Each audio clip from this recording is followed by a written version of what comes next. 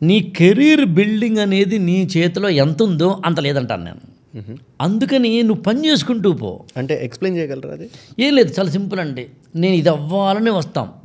నేను ఐఏఎస్ అవ్వాలనో, లేదా group 1 officer అవ్వాలనో, లేకపోతే కనుక సినిమా డైరెక్టర్ అవ్వాలనో, హీరో అవ్వాలనో, కెమెరామెన్ అవ్వాలనో, ఎడిటర్ అవ్వాలనో, రైటర్ అవ్వాలనో, చెఫ్ అవ్వాలనో, పైలట్ అవ్వాలనో ఏదో వస్తాం మనం.